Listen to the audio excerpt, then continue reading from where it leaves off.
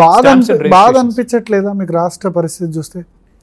And negative growth rate అంటే ఒకప్పుడు Telangana prosper అయింది, ప్రౌడ్గా చెప్పుకున్న పరిస్థితి నుంచి ఇప్పుడు నెగటివ్ గ్రోత్ రేట్ అంటే ఒక సామెత ఉంది, you're free to choose but you have to face the consequences.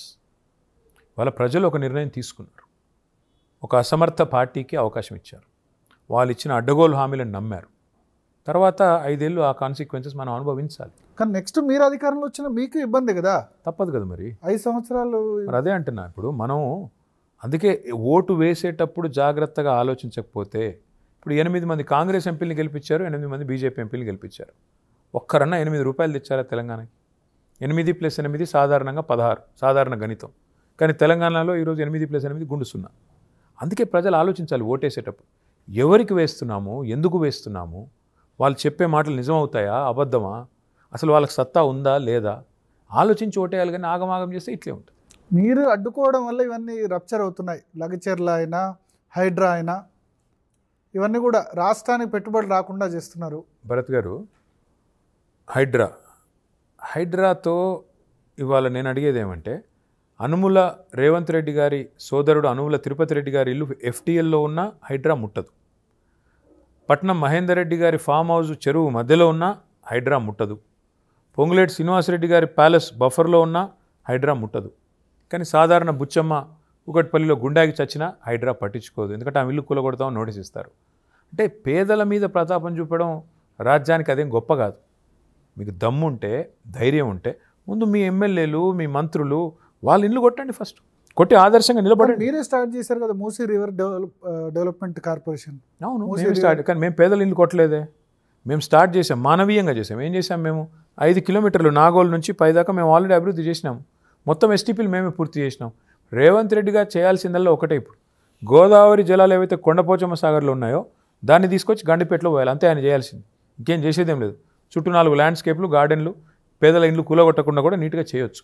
కానీ దానికి ఆ కొండపోచమ్మ నీళ్లు తీసుకొచ్చి గండిపేటలో పోసేందుకు అయ్యే ఖర్చు దాదాపు 1000-1100 కోట్లు.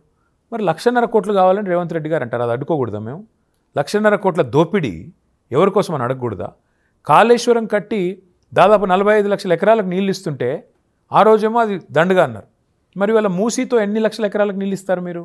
ఎంతమందికి ఉద్యోగాలు సృష్టిస్తారు? ఎంతమందికి అల్టిమేట్గా సంపద సృష్టిస్తారు అక్కడ? మీరు ఒక ఢిల్లీ వాళ్ళకి సంపద సృష్టిస్తే సరిపోతుందా? మీ సీటు కాపాడుకోవడానికి ఢిల్లీకి మూటలు పంపితే సరిపోతుందా? అందుకే వీటిని క్వశ్చన్ చేస్తున్నాం. రెండోది లగచర్ల, మేమేం చేసాం అందులో?